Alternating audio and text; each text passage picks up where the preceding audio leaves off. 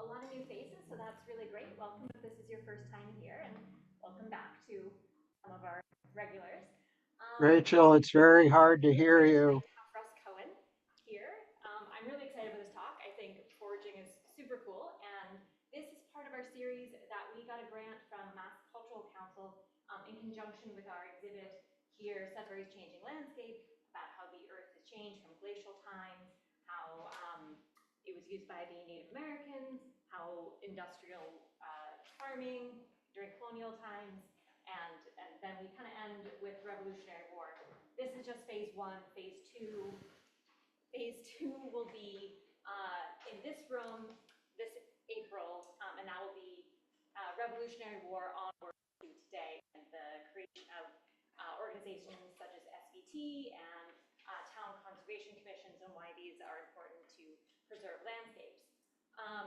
So we look forward to that in April. Hope you'll all come back. And if on your way out you want to just take a little cruise through the exhibit. And I just want to give a couple notes of a couple upcoming events that we have here for the Society. We have a golf tournament October 6th. I know not everyone's a golfer, but after that we have a party as well. So if you want to buy a ticket just to come and have dinner with us and have a little social gathering, we'd love to have you. So information on that on our website. And then we have a road race November 11th. And that's a fun, you can walk it, you can run it. It's a fun community event that we have at Curtis Middle School on November 11th.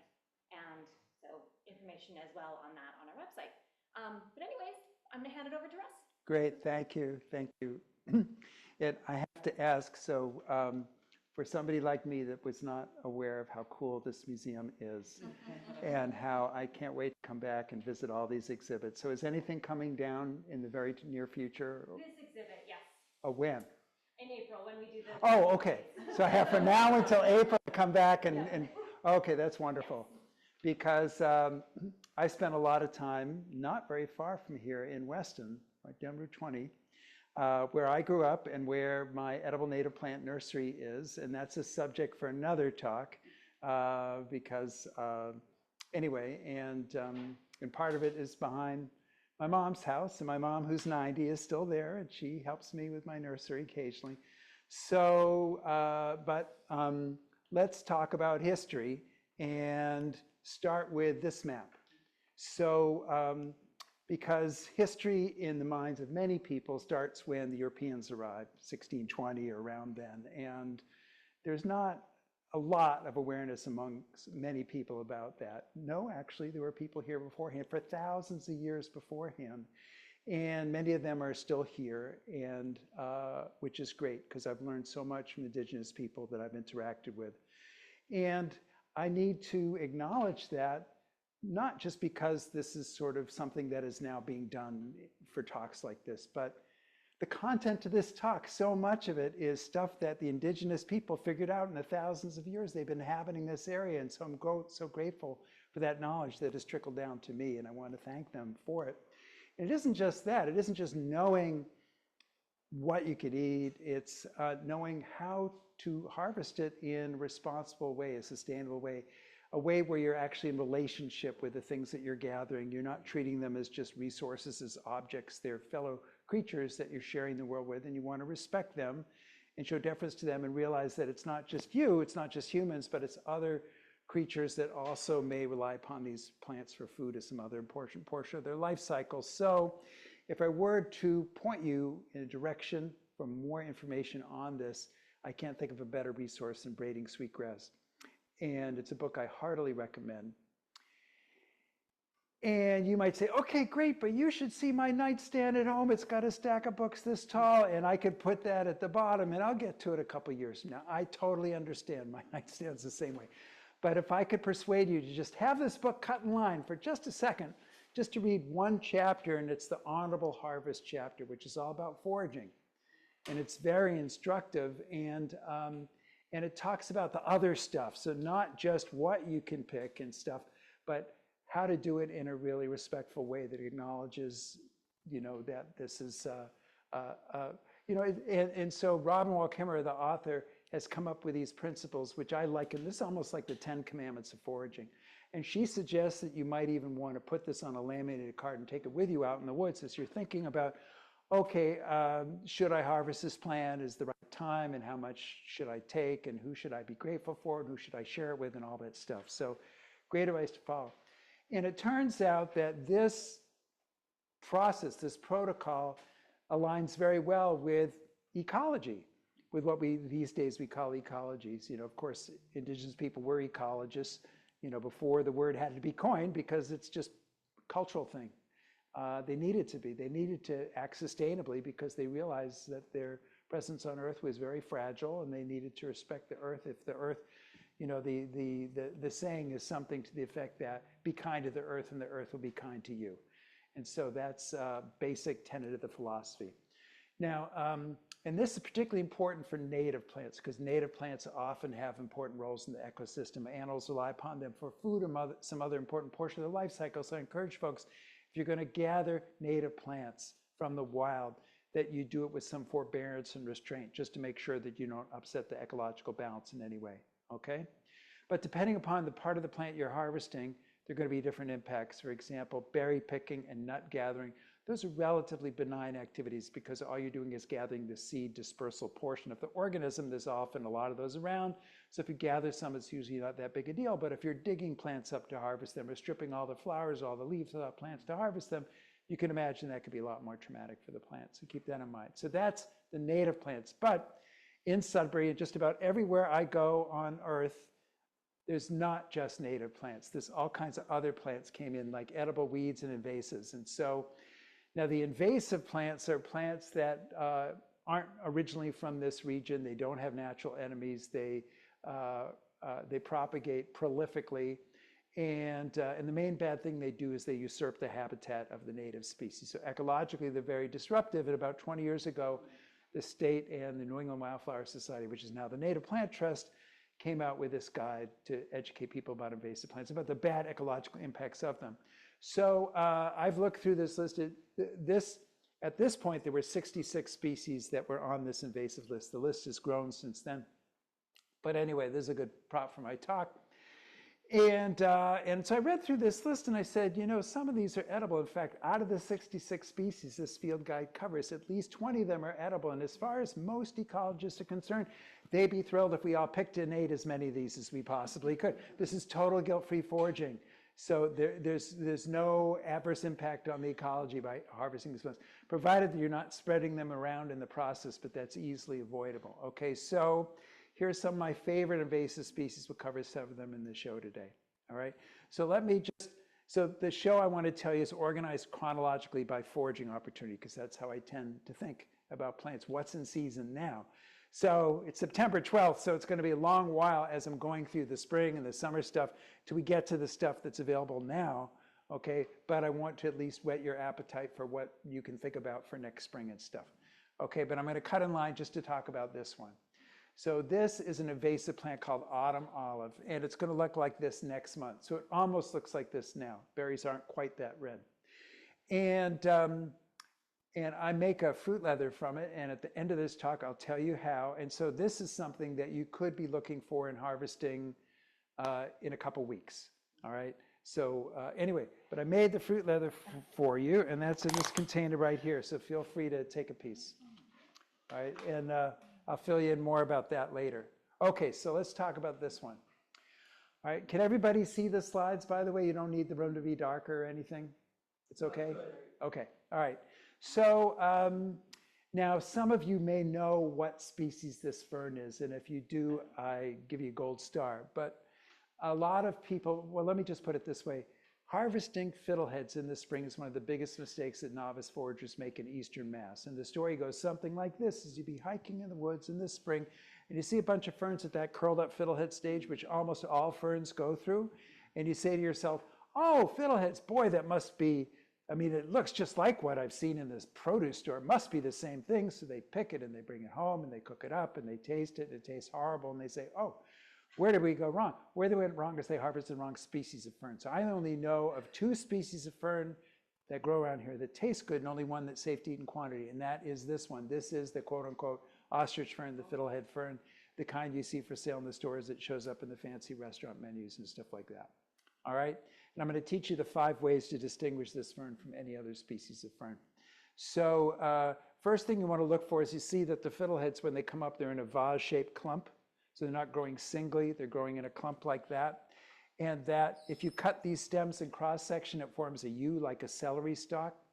And then on the outside of the curled up parts, which are called croziers, there's these papery little scales which flake off really easily with your fingers. So it's not like a wool like on a cinnamon fern. Now, let me just interrupt the ID to talk to you about sustainability. So thank you. Thank you. All right, sure. So, here's a good example to talk about a native species that could be harmed by over-collecting. So what I suggest that people do when you see a clump of fiddleheads like this is you pick 1 or maybe 2 of the curled up parts per clump. That's it. Let the rust go out. Totally sustainable level of harvesting. The fern can absolutely handle that level of harvesting. What some greedy people do, though, is to go into the woods, into the ostrich fern patch. They'll pick every single fiddlehead from every single clump. And that's putting a lot of strain on the rhizome. You can actually kill the fern by harvesting it so hard. So just 1 or 2 per clump is the right way to do it.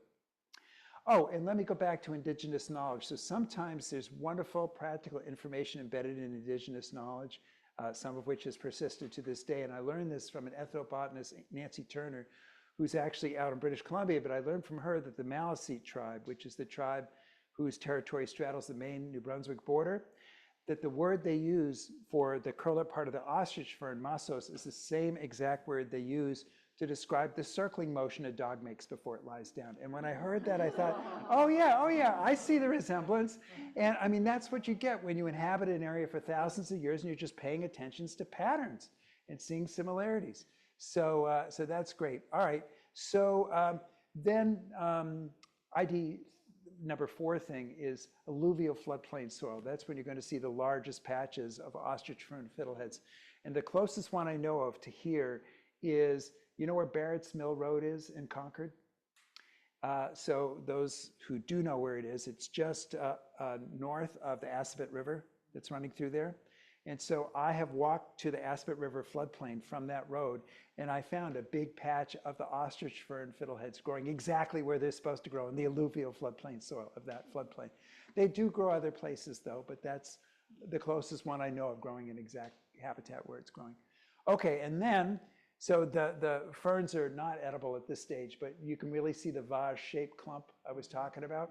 And then the 5th thing to look for, these little guys right there, those are the spore-bearing fronds, the fertile fronds, and they get about 9 or 10 inches tall, and they'll be out when the fiddleheads are out. And if you cut their stems in cross-section, also forms that U shape. So if you see all 5 characteristics in the ferns that you've found, it is absolutely, can only be the ostrich fern, okay?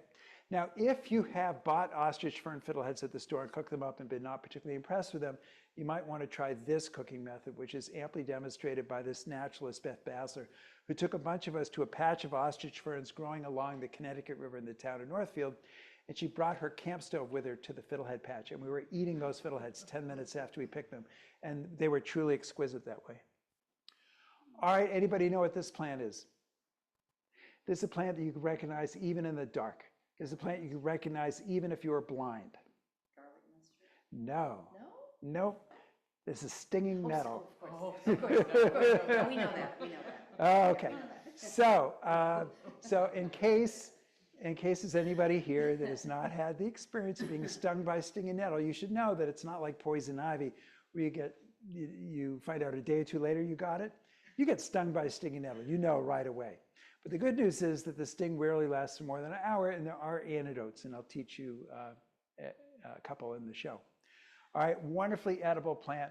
And this is, I didn't tell you the timing in the ostrich fern fiddleheads, but that's April, and this is April too, when the plants are this tall. Eventually they're going to get about this tall.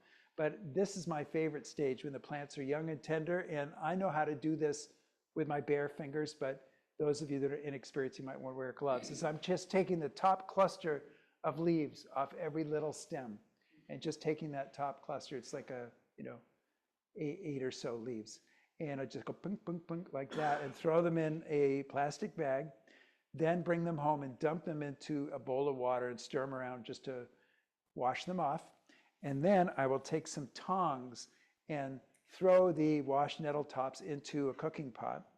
And then I steam them. And when you steam them for about 6 minutes, it will look like that. So it does shrink a lot like spinach would.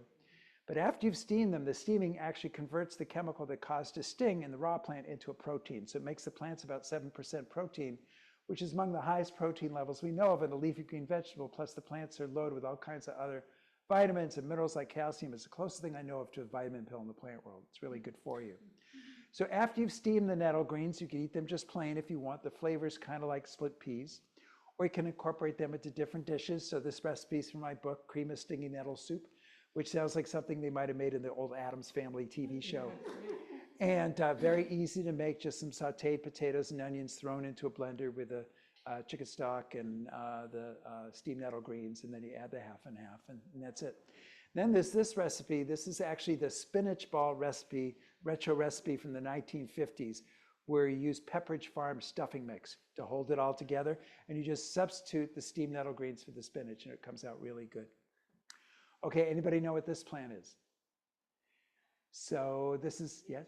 Yes, it is a mint. Okay, and I will explain for those that don't know that what you're probably looking at is the square stem. It's 4 equal sides to it if you cut it in cross section, and then the fact the leaves are going opposite from each other in the little stem. Okay, this is a plant that you all know. I've seen it grow wild not far from here. Catnip. So catnip is a garden plant, but it will go feral occasionally. And catnip has the opposite effect on people that it has on cats. It's a sedative, it's a tranquilizer. So people will drink catnip tea to relax after a stressful day. And you can use the leaves fresh or dried for that purpose, either way. Okay, so here's one of the antidotes to the stinging nettle. There's a plant called curled or curly dock. It's edible too. But in the spring especially, it's nice and young and tender and juicy, so you can scrunch it up, extract the juice, and then apply that to the nettle sting. And even better, if you reach into the base of the plant in the spring, sometimes you find this mucilaginous goo, kind of like what you get from an aloe leaf. And if you take that and put that on the sting, it's instant relief. Okay, so, but plants are edible, so in the spring and also this time of year as well, you can find the plant shooting up young leaves with some tender unrolling leaves in the center, and those are going to be the best ones. So gather those, and I find... It looks a bit like a dandelion, is that right? Well, it might from back there in the back row, but you'll see dandelion later. Dandelion has really toothy leaves. These leaves are undulating. So the outside is wavy, but they're not toothy at all. All right, so anyway, so you pick the leaves, and I find they have a slight bitterness to them. So what I will do is get a pot of water boiling on the stove, throw the dock leaves in there and cook them for 20 seconds. That's it. That's called blanching. And that takes away the bitterness, and then you can use them any way you'd use cooked spinach. So for example, spanakopita, the Greek spinach pie with the phyllo dough and the feta cheese, the blanched dock leaves work really well as a substitute for spinach in that recipe. Okay, so this plant could be one of the most hated species on earth because it's so invasive, and it's ubiquitous. And the good thing about a plant that's ubiquitous means that you have a lot of opportunities to select where to pick it. So this plant can grow in a very contaminated area. Like, for example, I wouldn't pick the Japanese knotweed that's growing next to the dumpster by the auto body shop. Okay, not a clean site. But knotweed has no trouble growing in areas that are naturally disturbed, like through the movement of streams and rivers, especially when they're thawing out in the spring. The big chunks of ice can dislodge a root and it'll float downstream and start a new colony. So I look for an area where the knotweed is growing away from obvious signs of pollution, traffic and contaminated mill sites and stuff like that. All right, so now this plant looks like that. It's blooming, or it's finished blooming, and it's about 9 feet tall. And it's forming these stands, monoculture stands, to the exclusion of pretty much anything else. And pretty soon, as the cold weather comes, the leaves fall off, the flowers disappear, and you'll see these reddish-brown dried stalks, looking a lot like bamboo. It's actually not related to bamboo in any way, other than it's a plant. Okay, they're very, very different. So this plant's related to rhubarb, and it tastes like rhubarb, and I'll tell you that in just a second. So anyway, in the spring, you want to go to the spot where all those dried reddish-brown stalks are from last year and look for the shoots coming up for this year. So this would be like third week of April. And so what I will do, so I call this the wild asparagus stage. And what you can do is just snap it off or cut it with a knife. You have about a shoot about that long. Just bring it home and then steam it for a few minutes and eat it hot or cold like asparagus. Okay, so that's one stage. But my favorite stage is to wait for the shoots to get a little bit taller, 1.5 feet or 2 feet tall. I call this a wild rhubarb stage. And what I will do is cut them at ground level, lop off the top cluster leaves, and then I'll have a length of stalk like that long. And then I will peel the skin off the stalk, not because there's anything poisonous about it, but because it's stringy and get caught in your teeth. So I peel that off, but you can see that the knotweed stalks are hollow, so you don't want to peel too deeply or all you've left is the hole. You just want to get that very outer layer off. And then you end up with this crisp green tube, which you can eat right on the spot if you want. It's tart and juicy, kind of like a Granny Smith apple, or you can chop it up, as I've done in that bowl there, and use those chopped up pieces instead of rhubarb in virtually any recipe calling for rhubarb. So, for example, here is my strawberry knotweed pie that I love to make and serve to people. And virtually everybody that's had this pie says, this is even better than strawberry rhubarb pie. But you might be looking at that, and the recipe's in my book, and you might be looking at that pie and say, okay, but I'm a little intimidated by pie crust and that latticework top. I don't know if I can pull that off. So I'm going to show you a way to use those little hollow knotweed pieces that requires no cooking skill whatsoever. So you could just use them like a little tart edible container and fill them with like a salmon mousse or a strawberry cream cheese and have this delicious tart edible container. You do not need to know how to cook to do that. All right, so anybody know what this plant is? Yes, I frequently hear that from folks, and they're wrong. Okay, you know what it is. Okay, so anyway, the easy way to tell, and now that I'm with the information I'm about to share with you, you never get the mistake again, is that all phlox family flowers have 5 petals. You see these flowers have 4 petals. This is actually a member of the mustard family called Dame's Rocket, and it is on the invasives list. It's another total guilt-free foraging opportunity, as was the Japanese knotweed. And this one, you see how it comes in a white and a purpley color, the flowers. So that is almost always how you see the plant when you encounter it in the wild, the 2 colors together. So very easy to recognize it that way. What is its origin? It's from Europe, and it was brought over as a garden plant, and it said, I'm just going to grow where I want. And, yeah. And so, and the flowers are quite pretty. They're about 3/4 of an inch in diameter, and they're very yummy. So the white ones are yummy and the purple ones are yummy, but I tend to just use the purple ones because purple's a funner color than white, but the flavor's the same. And you could use them, you could just eat them just plain, use them to decorate other food, throw them into salads, whatever you want. And they're really good. They have kind of a sweet, garlicky, radishy flavor. Okay, so this is, Sudbury's got the famous Sudbury River floodplain. You don't have any big mountains like that in the background, so I did not take this photo in Sudbury. That's actually the Presidential Range in Mount Washington in the background, which still had snow on Memorial Day, which is when I took this picture. But the point of the photo is to talk to you about dandelions. So dandelions are responsible for turning more people off of eating wild plants than anything else, and the story usually goes something like this. It's the spring, and you look out in your yard, and you see all these dandelions blooming, and you say to yourself, I heard dandelions are edible. I should try them. So you go out to your yard, you pick a few leaves, you bring them indoors, you put a little oil and vinegar on them, you take one bite, it's incredibly bitter, you spit it out and you say, yuck, I'm never going to eat a wild plant again, which is a real shame because dandelions are great if you eat the right part at the right time. So what is that and when is that? Well, in my opinion, when you're seeing whole fields turning yellow with dandelion flowers, it's really too late to be eating dandelions, except for the flowers, of course. But I like to harvest the plants before the plants bloom.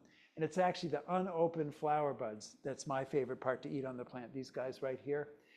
And actually, for me, dandelion flower buds are among my favorite vegetables, period, cultivated and wild. The flavor's like a cross between corn, spinach, artichoke hearts, and Brussels sprouts.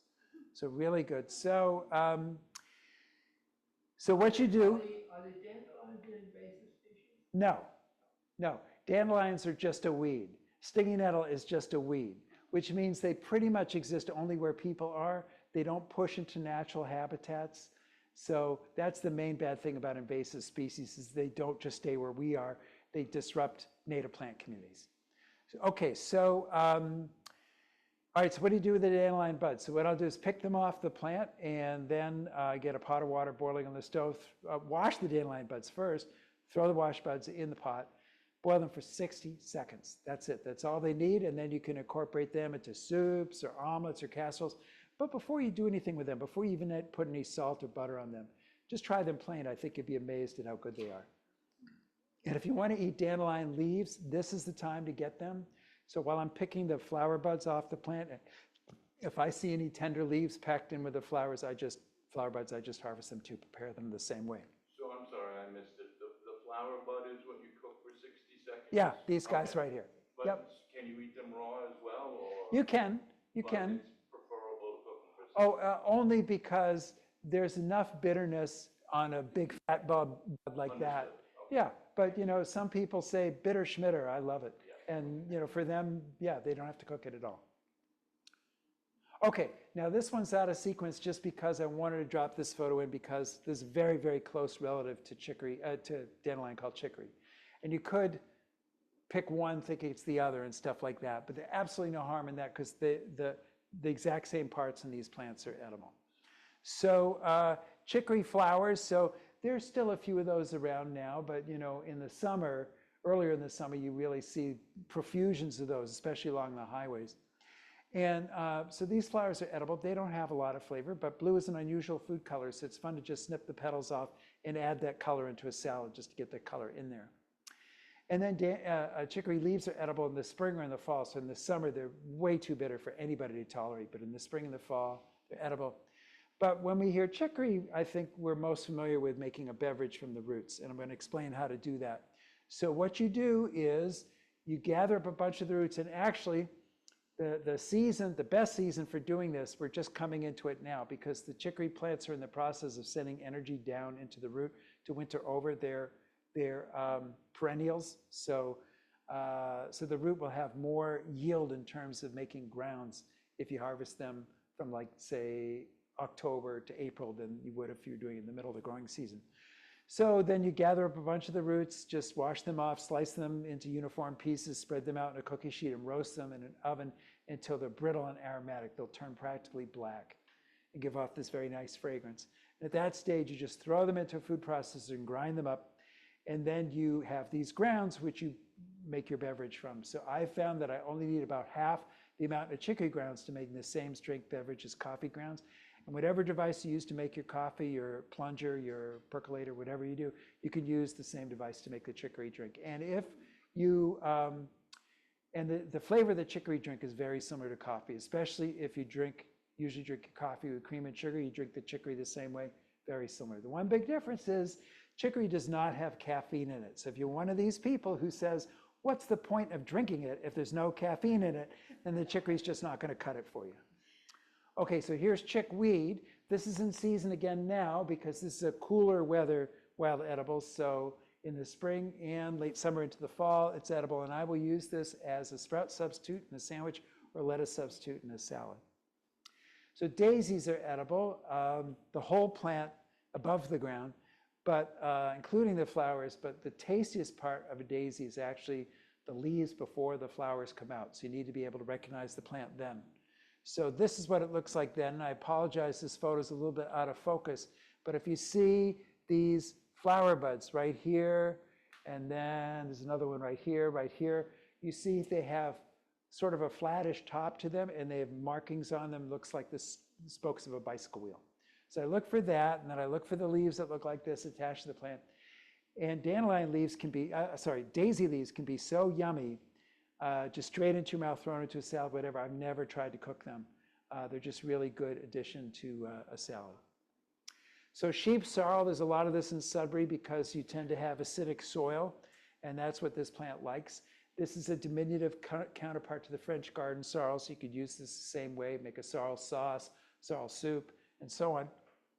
And here's a completely unrelated plant called wood sorrel or sour grass that has the same flavor. And you'll see how this has heart-shaped leaflets. So clover, which is mistaken by some people, has oval-shaped leaflets. Also, you look at these flowers, clover flowers, don't look anything at all like this. And then these little guys here, the immature Seed capsules, they're tart and juicy, and they're fun to nibble on too. Now, the chemical responsible for the sour flavor in this plant and the previous plant I showed you is oxalic acid, which might not be good for you to eat in humongous amounts. Like if you ate a gigantic salad bowl full of either or both of these plants, it could inhibit your body's ability to uptake calcium and it could irritate your stomach lining. But there's no reason to be unduly concerned about that chemical because it's present in a lot of conventional vegetables like beets and spinach and rhubarb. So as long as you're eating in moderation, it's perfectly fine, okay? All right, so when I make stuff from wild ingredients, I'm not a purist about it. I don't insist that every single ingredient be wild. Like when I make that strawberry knotweed pie, I don't have to use yak butter for the shortening. I can use regular butter, regular sugar, and that's fine. It's still a wild dish. But it is fun to make a wild salad just from wild ingredients, which is what this one is. Although I don't want to deter you from just throwing a few chicory flowers into a regular salad, that's fine. But you can go extreme like I did here. All right, so let me tell you a few of the things that's in here. So you see the blue purpley things, those are the chicory flowers. The yellow flowers are wild mustard flowers. And then there's things like sheep sorrel and wood sorrel and chickweed bulking up the salad. And then the little red berries are partridge berries, and then the yellow-orange berries are ground cherries. So partridge berries, they're out pretty much throughout the year. And they don't have a lot of flavor. In fact, they have virtually no flavor. And so why pick them? Because they're pretty.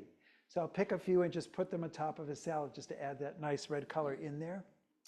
Ground cherries do have a wonderful flavor. It's like a sweet cherry tomato with almost, some people say it almost has like a pineapple-y quality to it. And you will see these growing, you know, you'll see them at farm stands and farmers markets and stuff like that. And those are pretty much the annual ground cherry.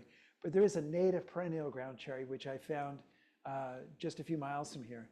And this one's also out of chronological sequence because this fruit is ripe now. So it's not ripe in the spring. It's too soon because this is a member of the tomato family. And just like its cultivated counterparts, they really need the hot weather before they really come on strong.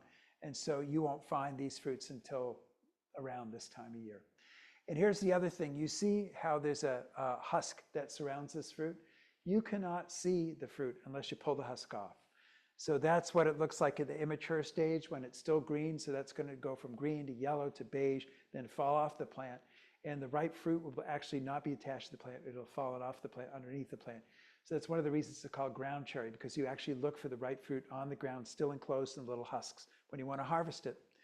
So, because if you're looking at a plant and you're seeing yellow tomato-like fruits right on there, that's probably the poisonous horse nettle that you're looking at. And I don't worry about anybody picking that by mistake and eating it, because I ate one just to be able to tell you it tastes really horrible. And so you can't possibly keep it in your mouth. You want to spit it out immediately. And so just save yourself the trouble. Just look for the fruits that are in the husk, and those are the good ones. And these are in season now. Okay, so I haven't mentioned mushrooms yet in this show, but we have some wonderful mushrooms that grow around here. I want to talk to you a little bit about them.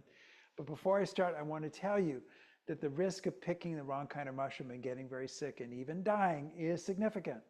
It's much riskier than plants.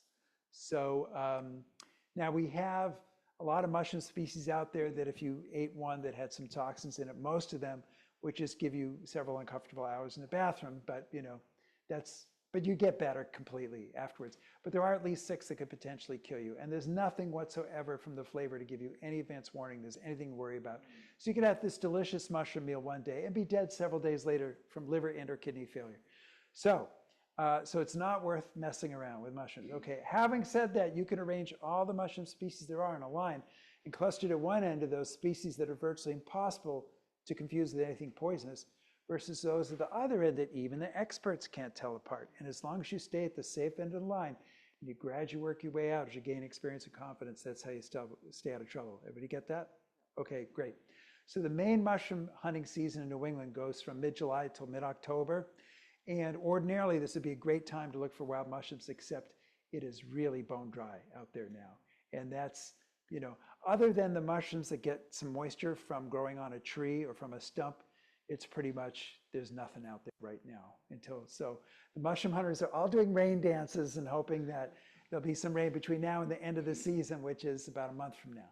So, but in the meantime, there is one mushroom that comes out in the spring, one variety mushroom that comes out in the spring that it is exasperatingly difficult to find in Eastern Mass, but we do have them. And I've heard of people finding this species in Sudbury. So this is called the black morel. Even though it's sort of brown color, it's called the black morel. And I don't find this mushroom way off in the middle of the woods somewhere. I usually find it just right in somebody's yard, growing in their wood chips or by the foundation plantings or the pea gravel by the house, which is where this one was. So all these mushrooms came from one person's yard in Weston. You can see the photo is quite a while ago because there's the film canister in the photo. And so when I have young kids in the audience, I have to say, you probably don't know what that is, do you? I have to explain, yeah, we had to use film when we took pictures at one point. But that gives you an idea of how big those mushrooms Do they were. have a particular tree that they're attracted to? Well, this one, I would say no, because I'm seeing this one more in a landscaped area. So I think they're getting their food from the landscaping. Can be found in apple orchards, but I've never found one there. Well, it's actually that species that you're going to find in apple orchards. And I have found this one, the yellow morel, under apple trees in Sudbury. Okay. So, and in other towns around here. They're still hard to find, but What season are these? I promise to tell you. Okay, I'm sorry. Yeah, it's okay. So, so this one I'll see sort of toward the end of April. And this one, the best time to look for these is Mother's Day weekend. And so what you want to do is you want to look for older apple trees or recently dead elm trees where the bark is still, American elm, where the bark is still attached to the tree and it hasn't sloughed off yet. That's where you're going to find these. And so have you all heard of the Delaney Project? So the Delaney Project is a flood control project that's in Harvard, Bolton, and Stowe, so not that far from here. And there's a path that goes around the whole thing, a lot of dog walkers use and stuff. So town of Harvard asked me to lead a walk for them this number of years ago, and it happened to be on Mother's Day weekend.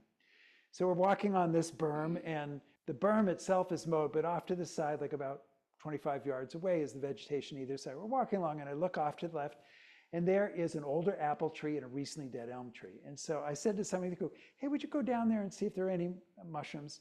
She goes down there and she says, yep. And I said, what do you mean, yep? She said, they're here. And so we all go tearing down. There were a dozen morels just like that, exactly where they, I wish it were that easy. But anyway, so, and this photo was taken in Massachusetts. That's a yard in Pepperell, Mass, south New Hampshire border, where Sue Evans, who's now a friend of mine, called me and said, there are these mushrooms coming up in this yard I'm house sitting for. I think the morels, but I'm not sure. I said, I'll be right over. So yes, so, and this is actually a photo from Western Mass where it's easier to find this yellow morel. But anyway, so some years I don't even bother to look for morels around here because it's so maddeningly hard. But other mushrooms are easier. I'll get to those later in the show. Okay, so sassafras. I hope everybody knows sassafras and knows it's exceedingly easy to recognize because the leaves are 3 different shapes, no thumbs, 1 thumb, and 2 thumbs, all on the same plant. It's the only plant that does that. And if you scratch and sniff the twigs on the plant, it's got a kind of a lemony smell, which is another way to recognize it, even in the middle of the winter time. So probably the most well-known edible part on the sassafras are the roots. It's actually the bark on the outside of the roots, which have that very distinctive and very recognizable root beer aroma. And you can use those for sassafras tea and other things. In my book, I've got a recipe for sassafras candy, which is like the root beer barrels you used to buy at the penny candy store, only even better because there's little bits of root bark embedded in the candy. All right, now having said that, the Food and Drug Administration thinks that saffrol, which is an essential oil that's in the sassafras root bark, is carcinogenic. And so they have banned saffrol-containing sassafras root products in the food supply. And if that's all you need to know to say, okay, I'm never going to consume this root, I totally support you in that. In fact, I totally support you wherever your comfort level is about anything I talk about in this show. So if you feel like, well, I think that's a plant Russ talked about in the slideshow, but I'm not sure, and I'm not going to kill myself, so I'm going to chicken out and not pick it. I think it's totally sensible. Or you see a plant, and you say, well, yeah, I definitely know that's the edible plant, but I don't know what's going on in this property. And maybe they sprayed it with herbicides, or maybe there's, mill waste here, and the plant might be taking it up, or maybe dogs, do their business around here. and I'm just not going to harvest here. I totally support you in that too. So this is this is sharing this information. Whether or not you actually do of it is completely up to you. Okay, but anyway, the other part that's edible on a sassafras are the young leaves, and the young leaves are used to make fillet powder. So if you've ever heard of fillet powder is dried powdered sassafras leaves. And so you can pick your own and dry them and pulverize them and sift out the fibers and then put the powder in a little shaker like that and then add it to your food at the end to flavor and thicken it. Okay, so this is something you probably have some direct familiarity with, especially if you have a dog and they get loose and they get into the burdock patch, because that's what that is, the burdock burrs. And the guy who invented Velcro did get the idea from these burrs, by the way. So these burrs aren't edible, but several parts of the plant are wonderfully edible. So burdock is a biennial, which means it has a 2-year life cycle. So it looks like this at the end of the first year and the beginning of the second year. And in the middle of the second year, it sends a flower stalk and then produces the burrs, and then the whole plant dies. So the plant only lives through 2 years. So if you want to harvest the root, you want to get it between the first and second growing season, because that's when the maximum amount of food energy is going to be in there. But unfortunately, you can't just grab the burdock foliage and yank on it and get a root out that way. It will break on you. So you have to dig them up, and it is a lot of work. And I pretty much guarantee your patience will give out before the root does, because they're very, very long. And so you'd be digging and digging. At some point, you say, the heck with it. You slice up what you have, and maybe you dig up that much. And it kept going. But anyway, so what do you do with it at that stage? Very simple way to prepare it. Wash it. You don't have to peel it. Slice it into 1/2-inch thick rounds and boil it in salted water till it's tender, which is about 15 minutes. And it will taste like a starchy artichoke. But I'm too lazy to do that. Instead, I'm harvesting the flower stalk of the second year. So this is like first week of June, the greater Boston area. And I'm harvesting it about the same size as the knotweed stalks. When they're about that tall, cut it off at ground level, lop off the top cluster leaves, have it. And that takes about 10 seconds to do that. Much faster than digging up the root. And so all these I dug up in less than 1/2 hour. Now you do have to peel the outer layer off the stalk because it's bitter and stringy, but unlike the knotweed, these stalks are solid all the way through. So after you peel them, you see there's a lot of food value left over. So okay, what do you do with those pieces? So I'll boil them in salted water till they're tender, which is 6 minutes. And then you can eat them just plain, they're fine vegetables just plain, or they're really good thrown in spaghetti sauce. A really great way to use them is a recipe that I'm sure a lot of you have eaten, perhaps you've even made it yourself. It's a recipe. Ordinarily, you take artichoke hearts and Parmesan cheese and mayonnaise and breadcrumbs. You mix it all together. You bake it in the oven. It's a spread that you put on crackers. Well, you can substitute the boiled burdock flower stalk rounds for the artichoke hearts in that recipe. It works great. And that recipe is on my webpage. So the handout that you have today, the bottom of that handout is where to find me in the internet. And so you can click through and find my recipe page, and then you'll find that recipe I just mentioned. And there it is, the burdock bloom stalk bake, flower stalk bake. All right, so this is a plant that I'm sure you know, if you've done any bushwhacking in Sudbury. And it is edible, believe it or not, although not now. But it had an edibility part for a couple months. And that is the woody, thorny green stems. In the spring, they produce these tender tips that are very soft and pliable. Even the thorns, you can push in with your fingers. You just snap off that tender tip and put it right in your mouth. It's kind of tart. So that is the catbrier, also called bullbrier, greenbrier, Smilex rotundifolia. But I want to show you a cousin of this plant that I like even more. So that's my wife, Ellen, and she's holding a cluster of a plant called carrion flower. So this is Smilex herbacea, and it's a thornless herbaceous cousin of the catbrier. And in the spring, you see it comes up with shoots that look just like asparagus. You harvest it like asparagus. You prepare it like asparagus. It tastes like asparagus. It's related to asparagus. So why is it called carrion flower? So here we are camping, and we've gathered some, and we're about to fold these into an omelet using a Frisbee as a plate. So you see these little guys right here, these little spherical clusters of flower buds. So if we waited about a week longer to encounter this plant, they'd open up and look like that. If you hold your nose up to that flower, then you find out why it's called carrion flower, because it smells like dirty gym socks or rotting meat. So if you encounter the plant when it's blooming, it can be a rather unpleasant experience, but if you harvest it before it blooms, it can be quite tasty. Okay, so there's Ellen again with a plant called Indian cucumber. So it is at the stage right now with the ripe berries on the plants. And so it's a wonderfully edible part. It's the edible part is the root, and it tastes like a starchy cucumber. They're really good.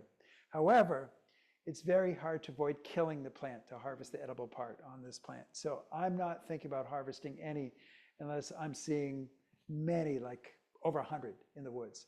And where I was yesterday, I was up in northern Worcester County. I was in habitat like that. So we definitely have it in Massachusetts. But this plant grows locally. You know, there's some on my family's land in Weston, so not very far away. So, anyway, so I will check to make sure there's a lot around before I harvest any. And then there's another thing you have to worry about when you're harvesting this plant. There is a rare federally listed orchid that looks a lot like this one. And there it is. It's called the small whorled begonia. So the botanical name for this plant is the botanical name for this plant is Mediola virginiana. Botanical name for the rare orchid is Isotria medioloides, which means looks like Indian cucumber. So how do you tell them apart? Well, you see the leaves, the whorl of leaves looks really, really similar. But on the Indian cucumber, the older plants have this double-decker thing going on. We have the first whorl, then you have a second, like a second whorl of leaves where the flowers form, where the berries eventually form. So if you only harvest the roots from the double-decker plant, you'll never pick the rare orchid by mistake. And the double-decker plants have bigger roots anyway. And the nice thing, if you are able to find the plant now with the right berries on there, then you can do a nice sustainable thing by putting the berries in the hole that you pulled the root out of, and that will help to replace the plant. Okay. No. No, they're not poisonous, they just don't taste good. All right, so here's black locust. This is another invasive species, very common tree in most of Massachusetts. And the edible part of the flowers, and the flowers come out in mid-May. And they smell like jasmine and they taste like sweet pea pods. So it's great for stuffing your face right by the tree. And you might be looking at the bumblebee in the center of that photo and saying to yourself, oh, that's a pollinator. I can't pick those flowers. That pollinator needs those flowers. Do not worry, because black locust trees, first of all, the trees themselves are very numerous. And when they're blooming, these trees are 30 or 40, 50 feet tall. And when they're blooming, they're covered from top to bottom with thousands of flowers. The bumblebees can fly a little higher to reach flowers, and you can pick the ones that you can reach, and there's plenty of flowers. Don't worry about them. And so once you pick the flowers off the central stems, you could eat them just raw if you wanted to, or you could make fritters from them, which is what I typically do. So there's my black locust flower fritters, and the recipe's in my book. They're really yummy. Okay, milkweed's edible, and of course milkweed has an important ecological function, which we'll talk about in a second. But you see I call it a procrastinating forager's dream food because there's at least 4 edible stages to the plant, and they happen chronologically in succession. So if you mess up and miss a stage, you just wait a while till the next edible stage shows up. So this is actually edible stage number 3, the flower buds, when they're a tight green cluster like broccoli florets. And what I do is use the same cooking method for all the milkweed parts that I'm cooking here. So I get a pot of water boiling on the stove, and then whatever milkweed part I'm cooking, I boil it for 7 minutes. And that's definitely enough time. And milkweed will not shrink or get all mushy on you, even after all that boiling. Because look at that bowl of boiled milkweed buds over in the right there. They look great. If anything, they looked even nicer than when they were attached to the plant. And so you could eat those as a side dish just like that, or you can incorporate them into other dishes like this milkweed egg puff from my book, which is like a cross between a souffle and a casserole. They're very good in that. And even the pods are edible when they're up to 1 inch long. You can boil them for 7 minutes, and the texture of the flavor is really similar to green beans. All right, but there is the monarch butterfly caterpillar to remind us how important this plant is in the ecology. And I don't blame you at all. You say, you know, I love the monarchs, and I don't want to do anything that could anyway, you know, hurt them. And so I'm just not going to eat milkweed. And I totally support you in that. I could also suggest that if you're just eating the young pods, they don't play any significant role in the butterfly's life cycle. I think you could do that in a clear conscience. And what I do is propagate milkweed at my own house and elsewhere as a way of helping to balance out my foraging. So there's my house in the background. I have a different car now. I still have that same boat. And we planted blueberries along our driveway, and the milkweed said, well, we'd like to grow here too. And I said, sure, that's fine. And so, so we let them be. Now we cover the blueberries with nets, so we get some blueberries. The birds still pick a lot of them, but we get some that way. But the butterflies were still able to access the milkweed plants underneath the net. We know that because one day we went out and there was a chrysalis attached to our garage door, and fortunately attached on a hinge So when the door went up and down, the chrysalis just rode up and down for a couple weeks until one morning we went out and the chrysalis was clear because the butterfly had metamorphosed and flown away. Yeah, so you can, that's a great way to bounce out foraging a native species. So there's another native species that probably, it did have an important ecological role that does not exist anymore. These berries were favored food of passenger pigeons, but they're not around anymore. So, berries seem to stay on the plants quite a while. Berries are not edible. There's nothing edible on this plant except for the shoots, and the shoots come out around the same time the black locust flowers come out. So this is sort of third week of May. And that's what you want to look for. And you use the same cooking method on this that you use on milkweed, is you get the pot of water boiling in the stove, throw the shoots in there, boil it for 7 minutes. And they will not shrink or get all mushy on you, even after all that boiling. So you might say to yourself, all right, I might be willing to try that, but I'm not sure I would know that is a pokeweed shoot, because there's got to be other stuff that looks like that. And the answer is yes, there is other stuff that looks like that. But here's the big favor the plant does. So at the end of the growing season, all that mature stuff, so those purple stems and the purple berries and all that stuff goes away. But the stem that was on the plant, the stem that gets 4, 5, 6 feet tall, does not rot. It persists through the winter into the following spring and is still there when this year's shoots are coming up. So that's what you want to look for, the dried stalks from last year's plant going into the ground at the same place where the shoots are coming up. And then you know for sure it's a pokeweed plant, okay?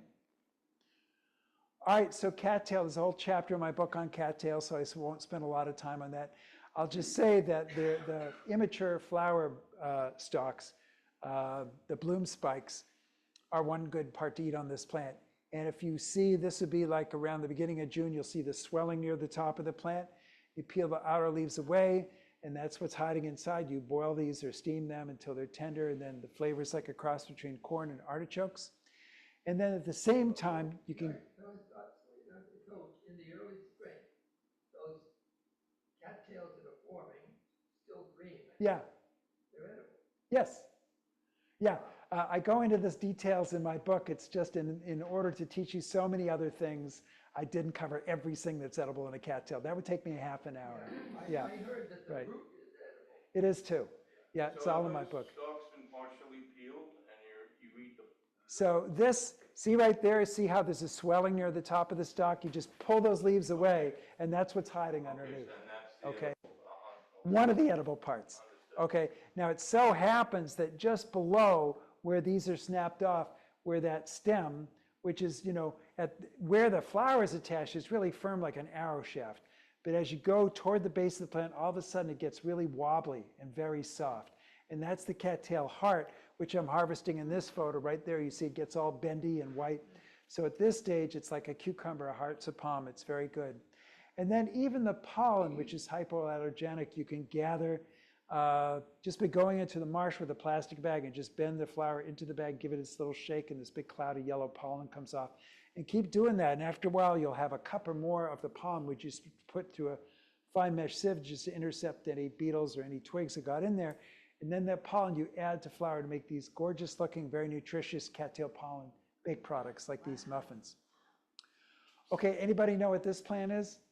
I can't remember if I know a spot in Sudbury where this grows, but it definitely grows within 10 miles where we are. It's a plant called calamus or sweet flag. And it's actually, I'm not sure it's lumped in the same family now as it was at one point, but it's actually at one point considered related to Jack in the Pulpit, and I'll show you why in just a second. So this is a plant with a very spicy, almost gingery flavor. It's in the entire plant, so that's why this looks like the spadix, the thing that the Jack inside the Jack in the Pulp flower, which is why they're put in the same family. So the whole plant is a gingery flavor, but I find that the heart of the plant, when you pull the outer leaves away, the yellowish green leaves have the gingery flavor, but it's not overpowering like the rest of the plant. So that's the part I use. Okay, so now we're around the first day of summer as we're harvesting. And so there's the basswood and the little leaf linden. Those are the two main species of the genus Tilia that you're likely to run into in the greater Boston area. And you do not need to know whether you have the native plant or the introduced species, because they're edible the exact same way. So in the spring, when these leaves first come out, you can eat the leaves. They're nice and mild. In England, they call these lime trees, and they make these lime sandwiches. They're like the watercress sandwiches on the white bread with the crust cut off, and they just will layer the young linden leaves as the filling for the sandwich. But around the first day of summer is when these plants bloom, and the flowers give off this wonderful lemon honey type fragrance. And you make a tea from the flowers with the fresh flowers or dried flowers, and it's delicious either way.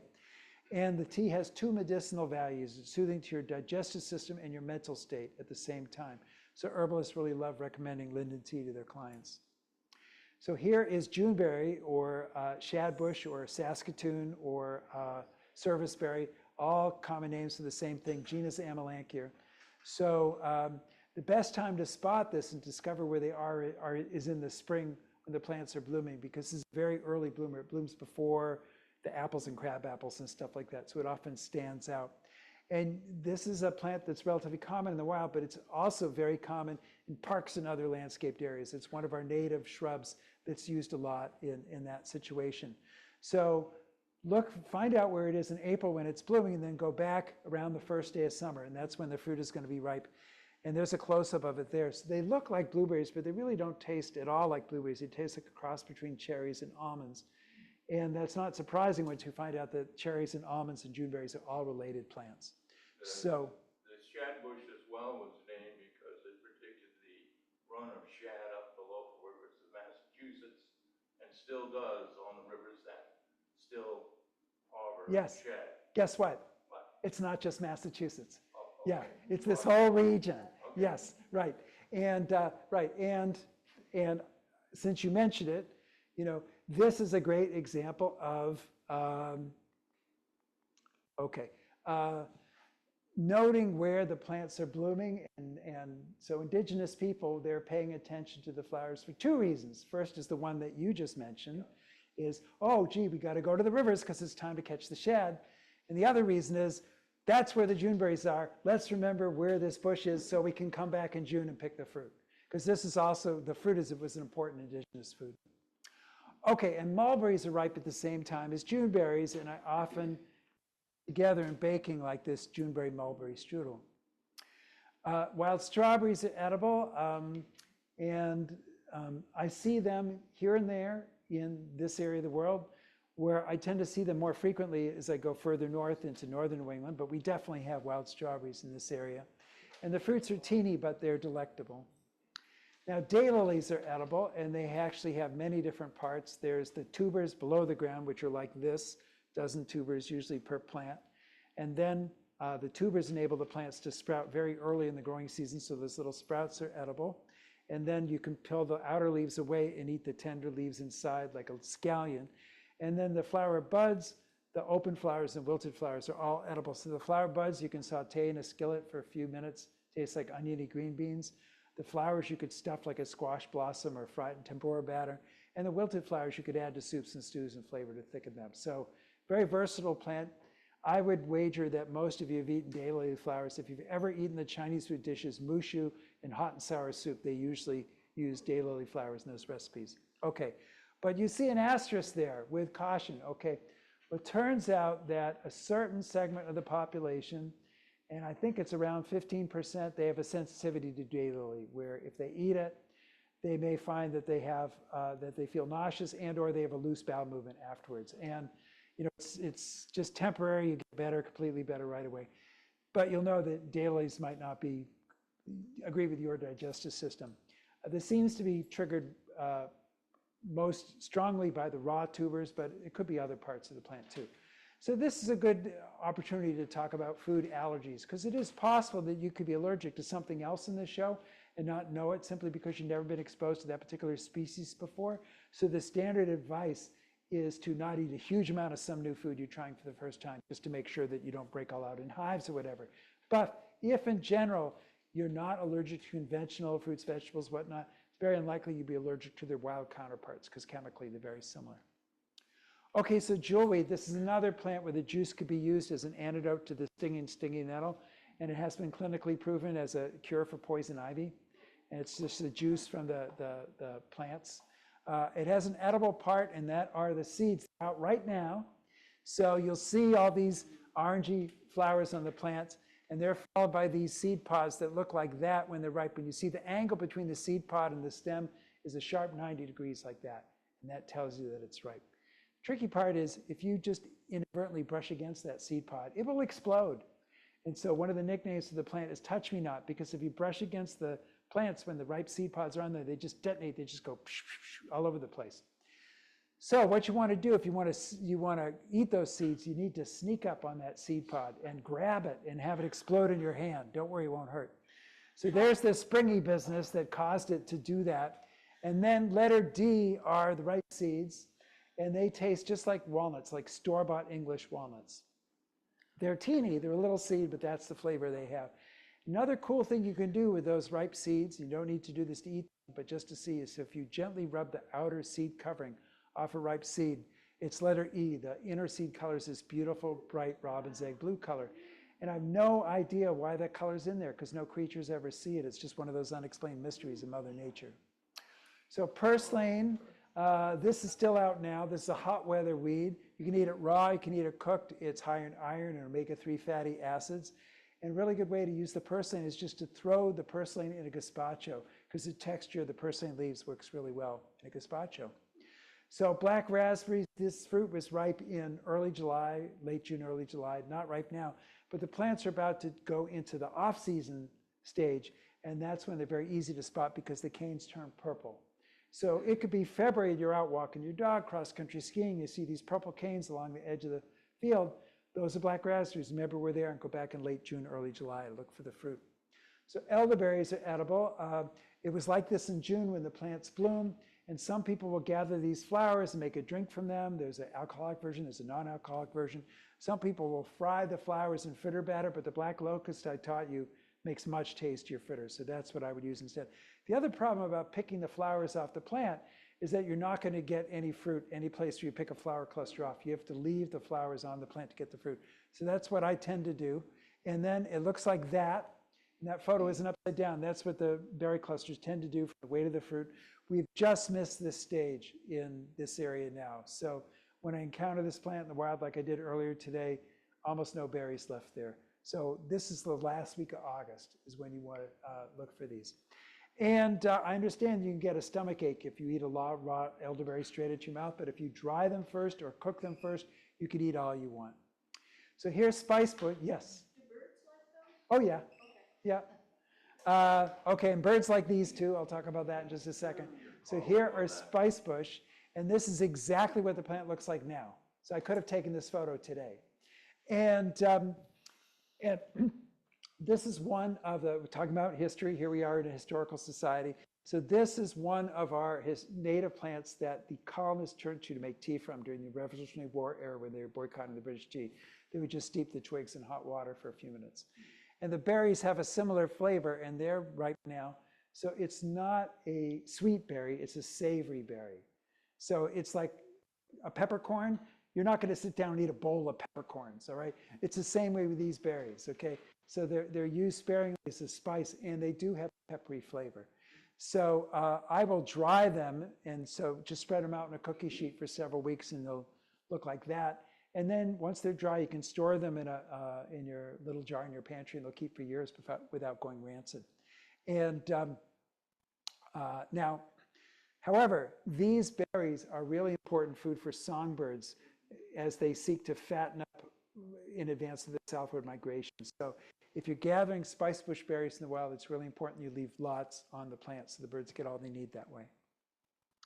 Another cool thing. How do you use the dried berries?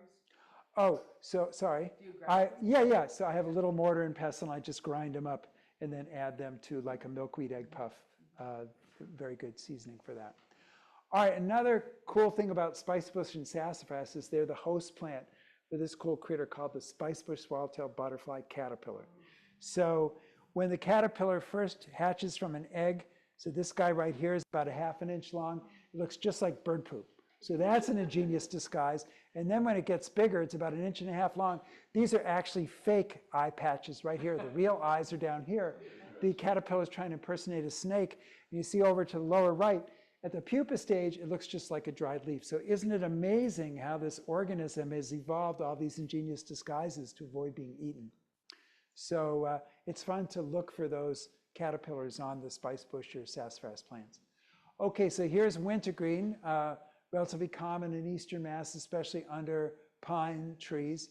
And now the whole plant above ground has that wintergreen, familiar wintergreen flavor. The berries do too. They're not that sweet, but they do have that wintergreen flavor. And you could make a beverage from these leaves if you wanted to by picking the leaves and putting them in a glass jar and sticking out in the sun and slow brew it for a couple days. But you can make a much faster drink with the same flavor from black or yellow birch. So that's what I tend to do. And I've made this for you tonight. It's in that cooler right there. So it's one of the things you get to try.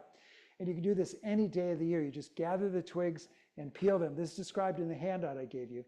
And you just peel the twigs. So I did this earlier today. And you just fill glass jars that are filled with water. You just stuff the peeled twigs and the peelings in the jar, let it sit around for an hour, and that's it. And yes, you can tap birch trees for sap, and the handout has more information about that. All right, how's everybody doing? You hanging in there? Yeah. Nobody's, okay, great, we're doing good then. Okay, so I'm gonna talk more about mushrooms now.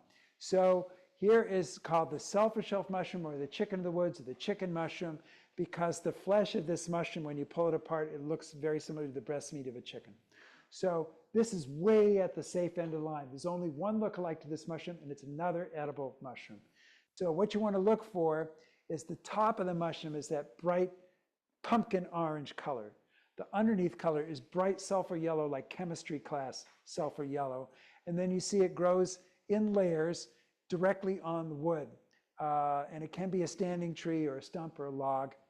And you see underneath the layers, there's no gills there. Gills are the things that radiate out like the spokes of wheel underneath the cap of a standard store-bought mushroom. There's no gills in this. The spores are dropping out through pores in the underside of the mushroom. And so a nice tender one like this one or this one, I would just trim the yellowish part off.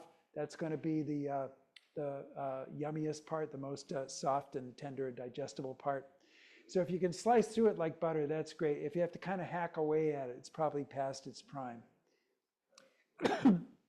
And here is the lookalike. There's another species that tends to vary into a more pinkish white form than the orange and yellow form, also equally edible. Okay, so the French call this mushroom trompette de la mort, which means trumpets of death.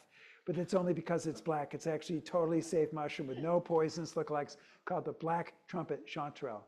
And I have found a lot of these within 10 miles where we are right now.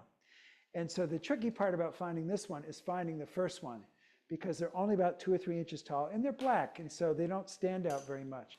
But if you just happen to notice one as you're walking along, stop in your tracks and look around, and chances are that you'll find dozens more, sometimes hundreds more. And I definitely have done that. Another nice thing about this mushroom is it dries very well. So if you do hit a mother lode and you find more than you can use, you could just dry them and it would just concentrate the flavor. Okay, so these, in an ordinary late summer, September 12th, when, like last year, a year before, with plenty of rain, these are definitely out. Probably very hard to find these right now, but hopefully between now and the end of the season, they'll come out. This is called a hedgehog or a sweet-tooth mushroom. So in case you can't see it, on the underside of the cap, there are teeth that hang down like the roof of a cave. There are no poisonous tooth mushrooms. There are some that don't taste good, that they're bitter, but there aren't any that would make you sick. And this one has a kind of a felty top to it, often sort of asymmetrical. And I see it mostly under hemlocks. So I hope you find those. Okay, so the mushroom in the center of this photo, only lookalike to that mushroom might be a volleyball. Okay, so that is a giant puffball mushroom, and that particular mushroom isn't even a particularly large one. I found them more than twice that big. And so to eat a puffball, the standard advice is it should be smooth on the outside and white on the inside and nice and firm. So you don't want it to be yellow or green or any other color. And so for a mushroom like that, the standard way to prepare it is just to slice it into 1/2-inch thick steaks, roll it into a beaten egg, and then into some seasoned cracker crumbs or breadcrumbs, and just fry it in a skillet and some butter, make country fried puffball steaks. And that one mushroom can easily feed everybody in that photo. Okay, so this is a porcini or Boletus edgeless mushroom, and it does come out September 21st. That happens to be a day I got married. And we got married up in Ipswich, and this mushroom happened to be growing in the driveway of the house that we were staying in, so I thought that was very auspicious. So So this is in the bolete group of mushrooms. It's a relatively safe group of mushrooms, but I'm going to tell you how to recognize the Boletus edulis, the porcini mushroom, what to look for. First thing is the color of the cap is the same color as a loaf of baked bread. So look for that. And then on the underside, there's no gills. Once again, it's a spongy layer. On the mature mushrooms, it's that olive yellow color. And in the immature ones, it's white. Key thing to look for are these things, which are called reticulations. It's this fine white markings near the top of the stalk. It almost looks like somebody took a piece of gauze and wrapped the top of the stalk. And so the combination of those things, loaf of baked bread cover, white pores or olive yellow pores in that white reticulation, the Boletus edulis porcini is the only mushroom that has that. And if you, like we did, the time we found all these, you find a whole bunch, these also dry really well. Yes? I found them in great quantity up in the Canadian Arctic above the tree line. Yeah. And Yeah. the interesting thing is that the native people, the Inuit, they didn't know that they were edible. Yeah. And I showed them and they said, Yeah. that's good. Yeah. Which was kind of surprising. Yeah. I knew a lot of edible food. Yeah. So They stain? do they stain? No, they do not stain blue. Okay. So so it is considered among mushroom hunters slightly impolite to ask them, where did you find them? Okay. But some people are very generous. Like you could be very generous and say, oh yeah, I find those in the Arctic. And you could relax about it, you know. So anyway, but they do grow here. Let's see, where was I the other day where I found a couple? It was not far from here. It was, yeah, I think it might have been in northern Worcester County, but I've definitely found a whole bunch of these in Middlesex County. So good luck. All right, and this one too, I found locally. So in Sudbury, I might have even taken this photo in Sudbury. So this is a beefsteak mushroom, and it literally looks like a piece of meat hanging on a tree. So the only lookalike to this mushroom is a piece of meat. And August is the best time to look for these, but in a normal season, you could find them now still. And when you cut it, you see it's got marbling like a piece of meat, and you squeeze it, red juice comes out like a piece of meat. So far, my favorite way to prepare this mushroom is just brush it with a little teriyaki sauce and grill it on a hibachi like a piece of meat. Okay, and this photo was taken at Callahan State Park, or actually just outside of the park, so not far from here at all. And that is a cauliflower mushroom. So that's my wife Ellen and I when we were just dating many years ago. There's a more recent version of the same thing, same mushroom. So it looks like a big mass of yellowish egg noodles at the base of a pine tree. And I have seen a couple of these already this year, and they may still be out, but you know, the dryness does not help. But there's no lookalikes to this, and you cook it up and it tastes like mushroomy egg noodles. Okay, and this is called a bear's head tooth, and this is also a mushroom that should be out ordinarily right now, usually growing on beech trees, often at eye level, and it looks like a frozen waterfall hanging on a tree, and the texture is very similar to crab meat. Okay, this could be the most bizarre organism in the show. This is a fungus called corn smut that gets into a developing ear of corn, and it does that to the kernels. It swells them up and turns them gray.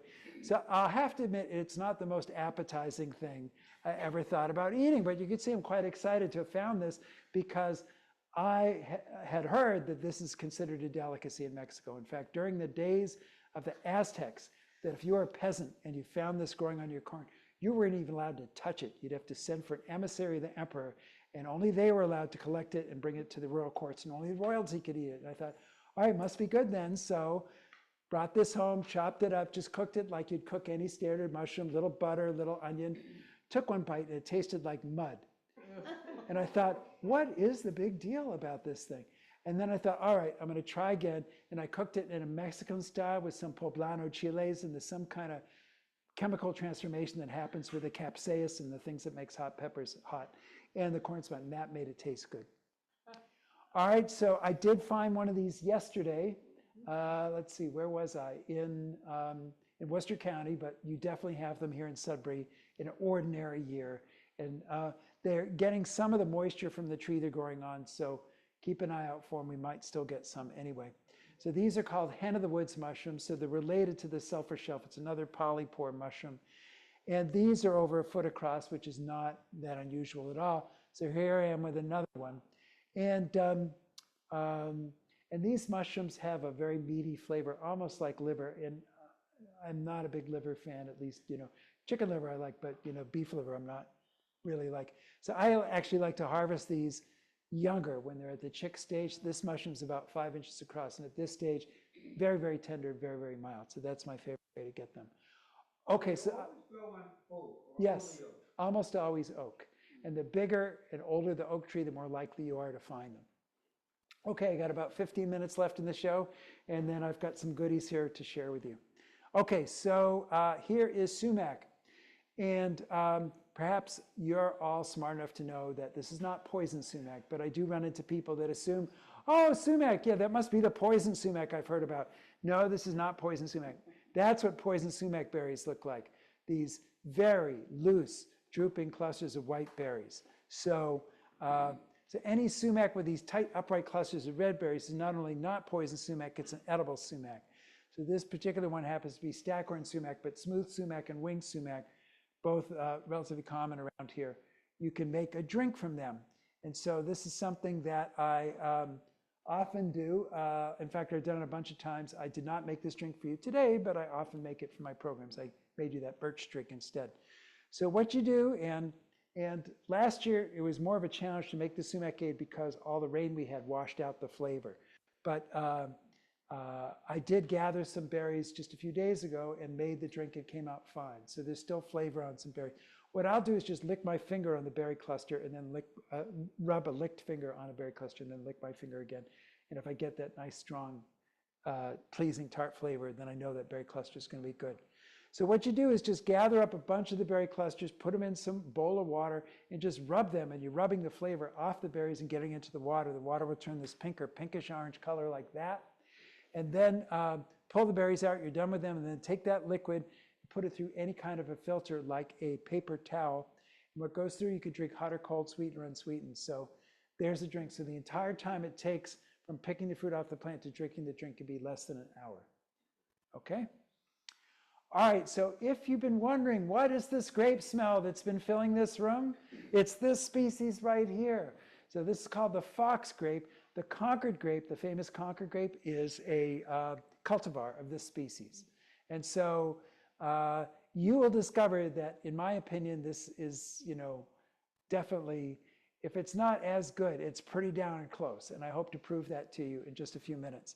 So, so you're experiencing in this room what I hope you have outside this time of year, where you just be minding your own business, walking around, riding your bike. All of a sudden, grapes, where's that smell coming from? Then you follow your nose to the vine, find that, see a whole bunch of ripe grapes. So the spot I know where I've seen this is as you're going west on Hudson Road, and there's that turnoff where 27 goes north, heading toward Maynard. Just on the right there, I've seen a whole bunch of these there. And I've never seen any no trespassing signs there. Of course, when you're foraging, if you have an opportunity to track down a landowner and just ask, it's really good. People really love being asked. It's a real courtesy. But the other thing is, if you are able to find someone and say, hey, those grapes, are those on your land? Is it okay if I pick them? They say, yeah, go ahead. Then you can forage in a really joyful way. You don't have to be looking over your shoulder saying, is somebody going to get mad at me for what I'm doing here? Okay? So that's the closest place I know of to where we are right now, where I've seen this plant growing. And so, and this has been a good year for grapes. And you'll see right in here, I have some. There was more than I needed to use. So this is what the smell is coming from. But I'll show you, well, you'll be able to see for yourself what I do with them. Okay, so I will gather these grapes and throw them in a big pot with some water, simmer them for a while, put it through a food mill, and the skins and the seeds are held back, and then the juice and the pulp goes through, and that's your grape puree. And I use that to make sorbet, which is one thing that's in there. So you're going to get to eat that sorbet in just a few minutes. Okay, and cheesecake is another fun thing you can do with the puree. Okay, so here's another species called the Riverside grape, and this also produces grapes too, but these tend to be smaller and kind of musky flavored. And so I don't think they're as yummy as the fox grape that I use for the sorbet. You could still use to make them jam and jelly, would be fine. But some people say this is the best species for making the stuffed grape leaves recipes. So that would be in the spring or early summer when the plants look like this. And the Riverside grape leaves are smooth and green on the underside. That's how to know them. And so you just pick them off the plant, and there's your stuffed wild grape leaves, which is really fun to make. Okay, there are no poisonous species of viburnums. They don't all have yummy fruits, but some do. Like this wild raisin here and this nannyberry here are two of our native viburnums with yummy fruits. And they're, I'm sorry, they're out right now. Now, I'm pushing it a little bit to say that this plant grows in Sudbury because it probably doesn't unless somebody's planted here, because this is a plant that likes cool, moist habitat. We definitely have it in Massachusetts. I was in Worcester County yesterday. I saw it growing there. I've seen it growing on Cape Ann and Gloucester, Ravenswood, a trustee's property. It grows there. So this is one of our native species, that an edible viburnum, that I'm afraid could be something that we see its range move to the north because of climate change, because conditions might be getting increasingly inhospitable for it. But so if you're further north, you're more likely to find this one. And you see the fruit, it's right around now or the next couple weeks. And it has a similar flavor to the nannyberry. The texture is kind of like a stewed prune. It's got a nice sweetness to it, almost like a clovey type spice to it. It's quite good. So hazelnuts, I was harvesting them the first week of September. Ordinarily this time would still be good, but with how dry the weather has been, a lot of the husk has just fallen off the plants. So you might still be able to find them. And then they'll look like little heads of cabbage on the plant. And my advice is to pick them off the plant. Don't wait till they hit the ground, because the squirrels and chipmunks will beat you to it. And I like to pick them under power lines. Like the power line that is, whatever the name of it, what used to be called the Wayside Rail Trail, the one that eventually will go east-west through Sudbury, that also is a power line corridor. So in the Weston and Wayland section, I could have taken this, in fact, I might have taken this photo there, because the hazelnuts are going right along the bike path right there. And so, but the wider power lines are even better to pick it. And I have my best luck finding lots of hazelnuts there. And why is that? Well, it's not the electromagnetic radiation. So it's the fact that the wide power line corridor, that's a scary place for a squirrel or chipmunk to be, because there's like hawks and snakes and foxes and all kinds of things that can see them and eat them there. And so they tend to leave the nuts on the bushes longer. So I get some that way. And so, now, I'd be misleading you if I said to you, you haven't lived to try the flavor of a wild hazelnut, because the flavor is the same as a cultivated hazelnut or filbert. And our wild ones are more diminutive. So you might say, I'm just going to go to the store and buy hazelnuts. Totally fine. But it is fun to find your own wild hazelnuts. Okay, so acorns are edible. All oak trees produce acorns, and all acorns are edible. The big question is, how much do you have to leach the tannic acid out? Which, and usually, there's some debate about this, but some people, including me, believe that the acorns from the round lobe species, like the white oak acorns, they're less bitter and take less processing. Okay, shagbark hickory, this is my #1 favorite edible species, and the season starts next week. So I'm very excited about it. If you want to know why I like shagbark hickory nuts so much, there's some in these jars right here. So I encourage you to just try them. You see how good they are. So that shagginess, that's not a seasonal phenomenon. The bark always looks like that. So you could be spending the entire year just scoping out a good place to pick shagbark hickory nuts. Middlesex County is a great place. Worcester County is a great place. So you don't have to go far to get them. And yeah, the name hickory comes from Pauca hickory, which is the traditional indigenous preparation for the plant. Yes, so I will be filling baskets of hickory nuts next week. And the season will go at least several weeks after that into at least mid-October. And sometimes these green husks burst off the nuts just from the impact of hitting the ground. And so here's my maple hickory nut pie. This is the New England version of pecan pie. The recipe's in my book.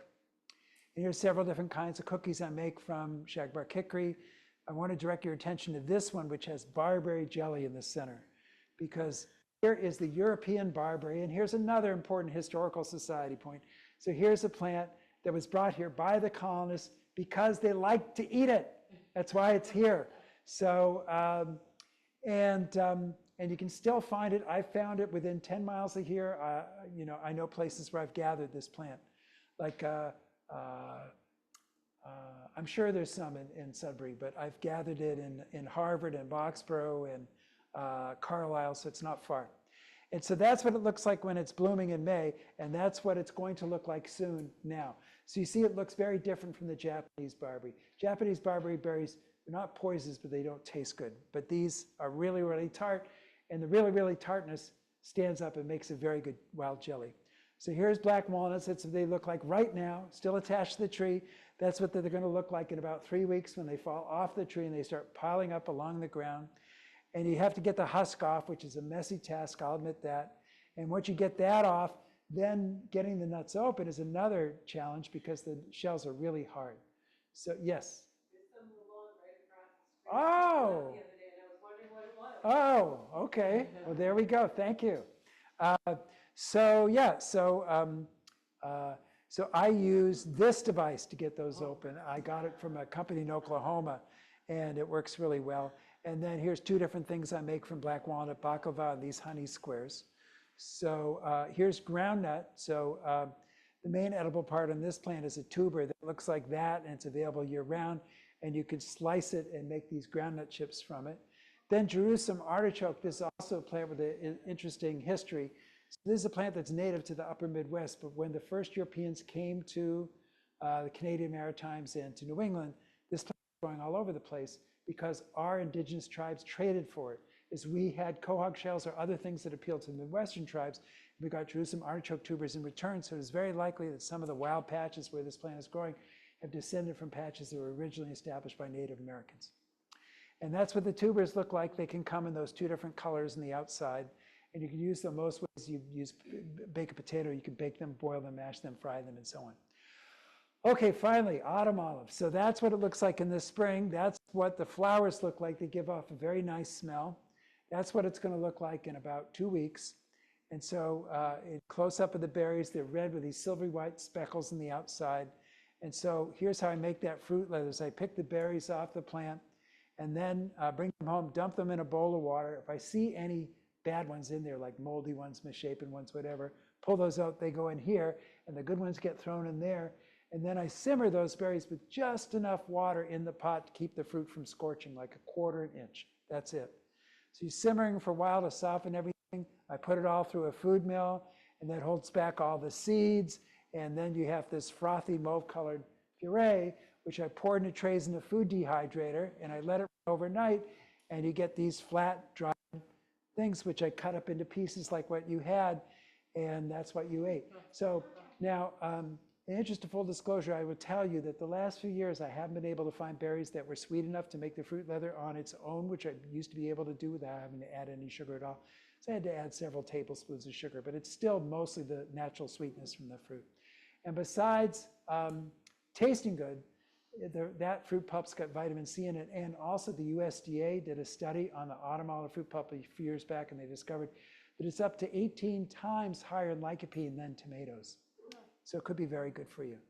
So, all right, so here's the last slide in the show. And this photo documents a really successful foraging day I had about 20 years ago in Worcester County around second week of October. So what's in the photo? So there's some wild pears here that I found, some shagbark hickory nuts, big basket of autumn olives. Most of these mushrooms here are porcini mushrooms. I didn't talk to you about this species in the show, but that's called the Agaricus arvensis, or the horse mushroom. It's a large cousin of the standard store-bought button mushroom. It's very good. So you're probably wondering what the barbecue grill is doing in the photo. Well, somebody put one of those out with their trash, and I needed one of those too, so I just foraged for that while I was foraging for everything else. So thank you. That is my talk. Thank you.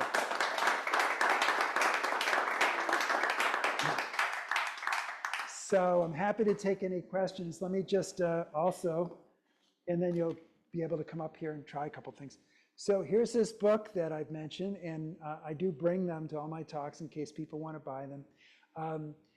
They cost $15, and I don't keep a cent of that money. I send it all to the land trust that published the book in gratitude for the fact that the land trust allows foraging as a permitted activity in all their properties that are open to the public. So I'm so grateful for that. I just said, keep all the money the book makes and just buy more land with it. So I do not have Venmo or any fancy way to take an electronic transaction, but if you have cash or a check, you can write it out to Greenbelt, because Essex County Greenbelt Association is the land trust that published the book. And with that, are there any questions? Yes. Garlic mustard. Yes. Yes. So there's over 250 species of plants growing in this region that are edible by people. If you count all the weeds, all the native species, and all the invasive species. That's way, way more than I could cram into a talk, even though you were very gracious and let me go on for a full 90 minutes, which is wonderful. So yes, I just didn't include it in this talk. And one of the reasons is it's not my favorite in terms of yumminess. I find it to be rather pungent. You can eat it. Yeah, I just left it out of this show. Any other questions? Yes. It's an offer. I have a black walnut tree in my yard. Oh, okay. I have lots. Oh, all right. They're really labor intensive to get to the nut. Yeah. But if anybody wants them. All right. So how are they in size compared to this one? About the same. Oh, okay. Maybe a little bit bigger. Bigger. Yeah. Okay, that's great. Okay, so this is what a nut looks like after the green husk has been taken off. Yeah, with the Wow. All right. So please feel free to send me an email message. My contact info is through the links there, and we can and maybe you'll see me later. Yeah. All right. So any other questions? All right. So let's come up here and let's get you going on the things I brought. Okay. So first of all, here's the drink. The black birch tea, and that's made from just peeling the twigs and putting the twigs and peels into some water and just letting it sit around for an hour and then just chilling it. Yeah, please pour those. Sure, absolutely. Thank you. Yeah, you can fill them up. My husband's tea. Oh, hi, Steve. How are you? I'm It's been a while. Thanks. How